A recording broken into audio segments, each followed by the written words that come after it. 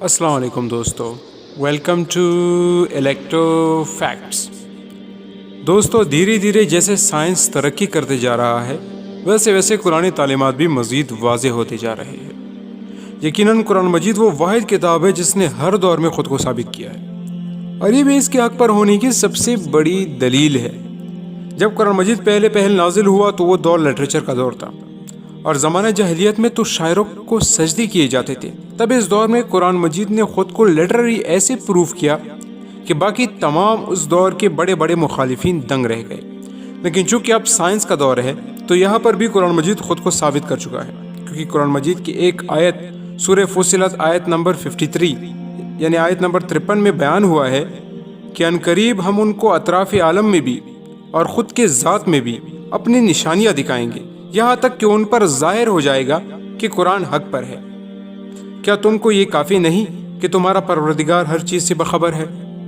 تو دوستو، اگر میں آسان الفاظ میں اس آیت کی تھوڑی سی وضاحت کی کوشش کروں تو یہاں اللہ تعالیٰ فرماتا ہے کہ وہ لوگ جو قرآن سے منکر ہے، جو قرآن کو حق پر نہیں مانتے، عنقریب ہم ان کو دکھائیں گے اطراف عالم میں، یعنی زمین و آسمان اور پوری کائنات میں، اور خود ان کے ذات کے اندر بھی، مطلب ان کی جانوں کے اندر ایسے نشانیاں ان کو دکھائیں گے کہ ان کے اوپر یہ بات ظاہر ہو جائے گی کہ قرآن مجید تو حق پر ہے۔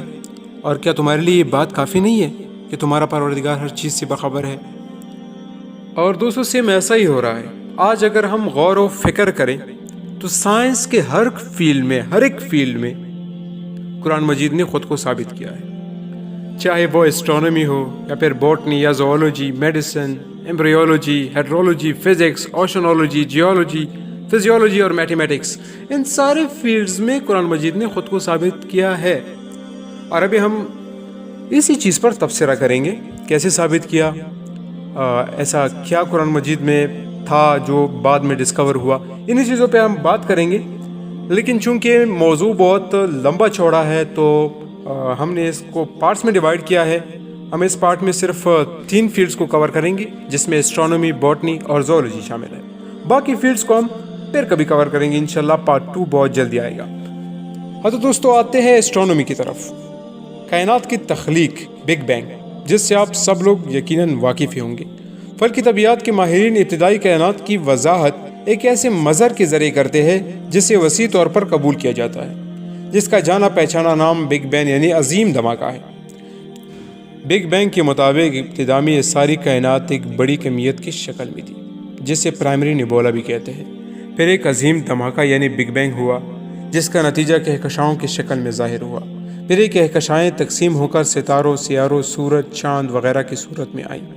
کائنات کی ابتدا اس قدر منفرد اور اچھوتی تھی کہ اتفاق سے اس کے وجود میں آنے کا احتمال 0 یعنی کچھ بھی نہیں سی ہوا تھا۔ دوستو، یقیناً بگ بینگ سائنس کی جدید ڈسکوری ہے، لیکن 1400 سال پہلے یہ بات اللہ تعالیٰ نے قرآن مجید میں بیان کر دی تھی۔ آئیے آپ بھی سنیں۔ سورہ انبیاء، اس سورت کا نمبر قرآن مجید میں 21 ہے اور آیت نمبر 30 یہاں پر لکھا ہے، کیا کافروں نے نہیں دیکھا کہ آسمان و زمین دونوں ملے ہوئے تھے، تو ہم نے انہیں جدا کر دیا اور تمام جاندار چیزیں ہم نے پانی سے بنائی، پھر یہ لوگ ایمان کیوں نہیں لاتے؟ دوستو، یہاں پر اللہ تعالیٰ بیان کرتا ہے کہ کیا ان کافروں نے نہیں دیکھا، اور کیا تم لوگوں نے دیکھا نہیں کہ آسمان و زمین دونوں آپس میں ملے ہوئے تھے، جڑے ہوئے تھے، تو ہم نے انہیں جدا کر دیا اور تمام جاندار چیزیں ہم نے پانی سے بنائی، پھر یہ لوگ ایمان کیوں نہیں لاتے؟ تو دیکھو، اس آیت میں 2 چیزوں کا ذکر ہوا ہے، ایک آسمان و زمین کا جڑنا، آپس میں جڑی ہوئی تھی، پھر اس کا جدا ہونا، اور دوسری بات اس میں یہ کہی گئی ہے کہ تمام جاندار چیزوں کو ہم نے پانی سے پیدا کیا، جس کو ہم میڈیکل والی فیلڈ میں انشاءاللہ کور کریں گے۔ لیکن فی الحال اسٹرونومی کی یہ بات، اب سائنس میں بگ بینگ کو دیکھیں، وہ بھی یہی کہتے ہیں کہ یہ ساری چیزیں، پوری کائنات آپس میں ملی ہوئی تھی اور پھر عظیم الشان دھماکے سے منتشر ہو گئی، جدا ہو گئی۔ تو اس قرآنی آیت اور بگ بینگ کے درمیان حیرت انگیز مماثلت سے انکار ممکن ہی نہیں۔ یہ کیسے ممکن ہے کہ ایک کتاب جو آج سے 1400 سال پہلے عرب کے ریگستانوں میں ظاہر ہوئی، وہ اپنے اندر ایسی غیر معمولی سائنسی حقیقت لیے ہوئی ہو؟ دوستو، تو اب آتے ہیں اسٹرونومی کی دوسری بات پہ، پھیلتی ہوئی کائنات، جو ایک عظیم الشان ڈسکوری مانی جاتی ہے۔ 1925 میں امریکی ماہر طبیعیات ایڈون ہبل، جس نے اپنے ہبل ٹیلیسکوپ سے اس بات کا مشاہدہ کیا تھا کہ یہ کائنات دھیرے دھیرے پھیل رہی ہے، یہ بات آج سائنس کے حقائق یعنی فیکٹس میں شامل ہے۔ ملاحظہ فرمائیں کہ قرآن پاک میں کائنات کی فطرت اور خاصیت کے حوالے سے کیا ارشاد ہوتا ہے۔ سورہ الذاریات قرآن مجید میں سورت کا نمبر 51 ہے اور آیت نمبر 47۔ یہاں پر اللہ تعالیٰ فرماتے ہیں، اور آسمانی کائنات کو ہم نے بڑی قوت کے ذریعے سے بنایا، اور یقیناً ہم اس کائنات کو وسعت اور پھیلاؤ دیتے جا رہے ہیں۔ تو کلیئر ہے، یہاں پہ لفظ موسعون کا استعمال ہوا ہے۔ عربی لفظ موسعون کا صحیح ترجمہ ہم وسعت اور پھیلاؤ دیتے جا رہے ہیں بنتا ہے، اور ایک ایسی کائنات کی طرف اشارہ کرتا ہے جس کی وسعتیں مسلسل پھیلتی جا رہی ہو۔ اور موجودہ دور کے مشہور ترین اسٹرونومسٹ اسٹیفن ہاکنگ جو سائنسدان تھے، اپنی تصنیف a brief time of history میں لکھتا ہے کہ یہ دریافت کی کائنات پھیل رہی ہے 20ویں صدی کی عظیم علمی و فکری انقلابات میں سے ایک ہے۔ تو غور فرمائیں کہ قرآن پاک نے کائنات کے پھیلنے کو اس وقت بیان فرما دیا تھا جب انسان نے دوربین تک ایجاد نہیں کی تھی۔ ہاں تو دوستو اب آتے ہیں تھوڑا باٹنی کی طرف۔ دوستو پرانے زمانے کے لوگوں کو یہ معلوم نہیں تھا کہ پودوں میں بھی میل اور فیمیل ہوتے ہیں، لیکن آج کی سائنس یہ پروف کر چکی ہے کہ پودوں کے اندر بھی میل اور فیمیل ہوتے ہیں۔ حتیٰ کہ وہ پودے جو یک صنفی یعنی یونی سیکشول ہوتے ہیں، ان میں بھی نر اور مادے کی امتیازی اجزاء یکجا ہوتے ہیں۔ لیکن دوستو کیا آپ کبھی یہ سوچ سکتے ہیں کہ 1400 سال پہلے جب کسی کو اس بات کا گمان بھی نہیں تھا، وہاں پہ قرآن مجید میں اس بات کو مینشن کیا گیا ہے۔ سورہ یاسین اس سورت کی نمبر 36 ہے قرآن مجید میں، اور اس کی آیت بھی 36 ہے۔ سورہ یاسین کی آیت نمبر 36 یہاں پر لکھا گیا، اور وہ خدا پاک ہے جس نے زمین کے نباتات کے اور خود ان کے اور جن چیزوں کے ان کو خبر نہیں سب کے جوڑے بنائے۔ اب یہاں پہ اللہ تعالیٰ فرما رہا ہے کہ پاک ہے وہ ذات جس نے جملہ اقسام کے جوڑے پیدا کیے، خواہ وہ زمین کے نباتات میں سے ہوں یا خود ان کی اپنی جنس یعنی نوع انسانی میں سے، یا ان اشیاء میں سے جن کو یہ جانتے تک نہیں۔ تو دوستو یہاں پہ کلیئر کٹ قرآن مجید میں اللہ تعالیٰ نے بیان فرما دیا ہے جس نے ہر قسم کے جوڑے بنائے، خواہ وہ زمین کے نباتات مطلب پودوں میں ہو یا خود ان کی اپنے جنس نوع انسانی، دیکھتے ہیں ہم انسانوں میں بھی جوڑے ہیں میل فیمیل، یا ان اشیاء میں جن کو ابھی تک جانتے بھی نہیں ہے، وہ مخلوقات جو ابھی تک ہمیں پتہ نہیں ہے، ہم اس کو ڈسکور بھی نہیں کر چکے ہیں، شاید آنے والے وقتوں میں ڈسکور کر جائے، ان کے بھی جوڑے ہوتے ہیں۔ اللہ تعالیٰ نے پہلے ہی مینشن کر دیا ہے۔ ہاں تو ہم باٹنی کی بات کر رہے ہیں، تو یہاں پہ یہ بات کلیئر کٹ ثابت ہوتی ہے کہ کتاب حق پر ہے، کیونکہ یہ تو ابھی ہم ڈسکور کر چکے ہیں کہ پودوں میں میل اور فیمیل ہوتے ہیں، اور 1400 سال پہلے ہی قرآن مجید میں اللہ تعالیٰ نے بیان کر دیا تھا۔ ہاں بھائی، تو اب لاسٹ میں بات کرتے ہیں تھوڑا زولوجی کے بارے میں۔ ہاں تو دوستو سورہ انعام اس سورہ کا نمبر قرآن مجید میں 6 ہے، اور اس کی آیت نمبر 38۔ آیت نمبر 38 سورہ انعام، اس میں لکھا ہے، اور زمین میں جو چلنے پھرنے والا حیوان یا دو پروں سے اڑنے والا جانور ہے، ان کی تم لوگوں کی طرح جماتے ہیں، ہم نے کتاب میں کسی چیز میں کوتاہی نہیں کی، پھر سب اپنے پروردگار کی طرف جمع کیے جائیں گے۔ تو دوستو یہاں پہ ہمیں اشارہ ملتا ہے کہ چاہے وہ پرندے ہو، چاہے وہ جانور، زمین پہ چلنے والے جانور، سب کے مطلب کمیونٹیز ہوتی ہے، جماعتیں ہوتی ہے، ایک معاشرتی نظام ہوتا ہے۔ تو تحقیق سے ثابت ہوا ہے کہ جانور اور پرندے بھی معاشروں میں یعنی کمیونٹیز کی شکل میں رہتے ہیں۔ مطلب یہ کہ ان میں بھی ایک اجتماعی نظم و ضبط ہوتا ہے، وہ مل جل کر رہتے ہیں اور کام بھی کرتے ہیں، جو کہ ابھی ڈسکور ہوا ہے اور قرآن مجید نے 1400 سال پہلے بیان کر دیا تھا۔ اب آتے ہیں قرآن مجید کی دوسری آیت کی طرف، سورہ نحل آیت نمبر 79، اور اس سورت کا نمبر قرآن مجید میں 16 ہے۔ سورہ نحل آیت نمبر 79، کیا ان لوگوں نے پرندوں کو نہیں دیکھا کہ آسمان کے ہوا میں گرے ہوئے رہتے ہیں، ان کو خدا ہی تابع رکھتا ہے، ایمان والوں کے لیے ان میں بہت سی نشانیاں ہیں۔ اب یہاں اس بات کا اظہار ہو رہا ہے کہ اللہ تعالیٰ اپنی قدرت اور اپنے اختیار سے پرندوں کو ہوا میں تھامے رکھتا ہے۔ ان آیات ربانی میں اس پر زور دیا گیا ہے کہ پرندوں کی طرز عمل کا مکمل انحصار انہی قوانین پر ہے جنہیں اللہ تعالیٰ نے تخلیق فرمایا۔ جدید سائنسی معلومات سے ثابت ہو چکا ہے کہ بعض پرندوں میں پرواز کی بے مثل اور بے عیب صلاحیت کا تعلق اس وسیع تر اور مجموعی منصوبہ بندی یعنی پروگرامنگ سے ہے جو ان کے حرکات و سکنات سے متعلق ہے۔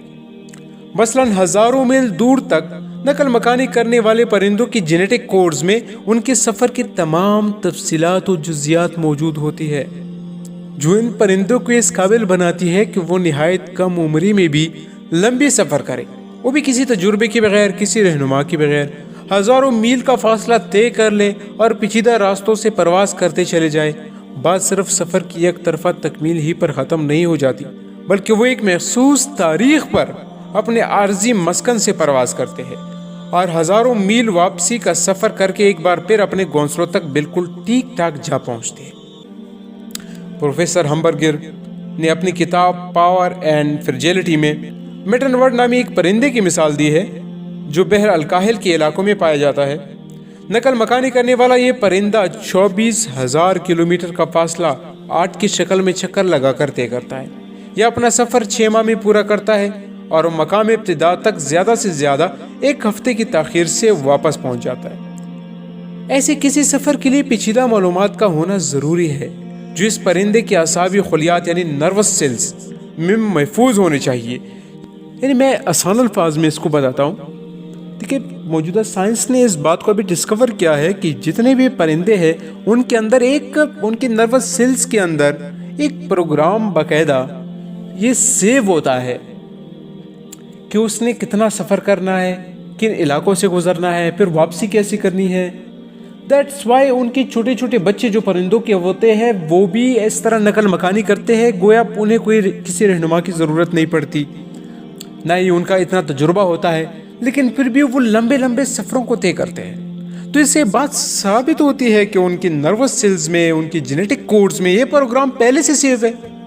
تو دوستو اگر ایک ایسا پروگرام ہے جو پرندوں کے اندر پہلے سے سیو ہے تو اس کا کوئی پروگرامر نہیں ہوگا، وہ بے شک اللہ تعالیٰ ہی ہے اس کا پروگرامر، جس نے اس آیت میں کلیئر کٹ کہہ دیا تھا کہ وہ اپنی قدرت کے ذریعے ان پرندوں کو ہوا میں تھامے رکھتے ہیں۔ تو یہاں پہ یہ بات کلیئر کٹ ثابت ہوتی ہے۔ تو دوستو سورہ نمل قرآن مجید میں اس سورت کی نمبر 27 ہے اور ان کی آیات 17 اور 18 دونوں آیات میں جو حضرت سلیمان علیہ السلام کے واقعے کا ذکر کیا تھا اور چونٹیوں کا ذکر کیا گیا تھا۔ تو سورہ نمل کی آیت نمبر 18 میں یہاں پر لکھا ہے، یہاں تک کہ جب چونٹیوں کے میدان میں پہنچے تو ایک چونٹی نے کہا کہ چونٹیوں اپنے اپنے بلوں میں داخل ہو جاؤ، ایسا نہ ہو کہ سلیمان علیہ السلام اور اس کے لشکر تم کو کچل ڈالے اور ان کو خبر بھی نہ ہو۔ تو ہو سکتا ہے کہ ماضی میں بعض لوگوں نے قرآن پاک میں چونٹیوں کا یہ مکالمہ دیکھ کر اس پر نکتہ چینی کی ہو اور کہا ہو کہ چونٹیاں تو صرف کہانیوں کی کتابوں میں ہی باتیں کرتی ہے۔ البتہ حالیہ برسوں کے دوران ہمیں چونٹیوں کی طرز حیات، باہمی روابط اور پیچیدہ معلومات کے تبادلے کے حوالے سے بہت کچھ علم حاصل ہو چکا ہے۔ یہ معلومات دور جدید سے پہلے کے انسانوں کو حاصل نہ تھی۔ تحقیق سے انکشاف ہوا ہے کہ وہ جانور یا حشرات، کیڑے مکوڑے جن کا طرز حیات انسانی معاشرت سے غیر معمولی مماثلت رکھتا ہے وہ چونٹیاں ہی ہے۔ بالکل آپ نے صحیح سنا، حیوانات میں جن کی طرز زندگی انسانی معاشرے سے زیادہ مماثلت رکھتی ہے وہ چونٹیوں کی زندگی ہے، اور اس کی تصدیق چونٹیوں کے بارے میں درج ذیل حالیہ دریافتوں سے بھی ہوتی ہے۔ چونٹیاں بھی اپنے مردوں کو انسانوں کی طرح دفناتی ہے۔ ہاں یہ میں فیکٹس بتا رہا ہوں بھائی، یہ سائنس سے پروف ہے، آپ جا کے سرچ کر سکتے ہیں اس کے بارے میں۔ ہاں تو چونٹیاں بھی اپنے مردوں کو انسانوں کی طرح دفناتی ہے۔ ان میں کارکنوں کی تقسیم کا پیچیدہ نظام موجود ہوتا ہے جس میں نگران کارکن اور مزدور وغیرہ شامل ہے۔ کبھی کبھار وہ آپس میں ملتی ہے اور گفتگو بھی کرتی ہے۔ ان کی کالونیز میں باقاعدہ مارکیٹس ہوتی ہے جہاں وہ اشیاء کا تبادلہ کرتی ہے۔ کالونیز جو ان کے چھوٹے چھوٹے گھر ہوتے ہیں جو مٹی کے بنے ہوتے ہیں، ان کے اندر وہ اشیاء کا تبادلہ کرتی ہے، ڈیلنگ کرتی ہے، چیزوں کے بدلے چیزیں دینا۔ سردیوں میں لمبے عرصے تک زیر زمین رہنے کے لیے وہ اناج کے دانوں کا ذخیرہ بھی کرتی ہے، اور اگر کوئی دانہ پھوٹنے لگے یعنی اس سے پودا بننے لگے تو وہ فوراً اس کی جڑیں کاٹ دیتی ہے، جیسے انہیں یہ پتا ہو کہ اگر وہ اس دانے کو یوں ہی چھوڑ دیں گے تو وہ بڑھنا اور پکنا شروع کر دے گا۔ اگر ان کا محفوظ کیا ہوا اناج کسی بھی وجہ سے مثلا بارش سے گیلا ہو جائے تو اسے اپنے بل سے باہر لے جاتی ہے اور دھوپ میں سکھاتی ہے۔ جب اناج سوکھ جاتا ہے تبھی وہ اسے بل میں واپس لے کر جاتی ہے۔ یعنی یوں لگتا ہے جیسے انہیں یہ علم ہو کہ نمی کی وجہ سے اناج کے دانے سے جڑیں نکل پڑیں گی جو دانے کو اس قابل نہیں چھوڑیں گی کہ اسے کھایا جا سکے۔ اب بھائی تو یہ کچھ فیکٹس تھے جو ہم نے قرآن اور سائنس کی روشنی میں بیان کیا، اور انشاءاللہ آنے والے دوسرے پارٹ میں ہم اور بھی اس کو بیان کریں گے، اور بھی بہت سارے چیزوں میں مطلب مماثلت پائی جاتی ہے۔ تو اگر آپ نے ابھی تک ہمارے چینل کو سبسکرائب نہیں کیا ہے تو کر دو بھائی سبسکرائب، غلطی کر رہے ہو بھائی، یہاں پہ نا علم کا خزانہ پڑا ہوا ہے۔ So thanks for watching this video and اللہ حافظ۔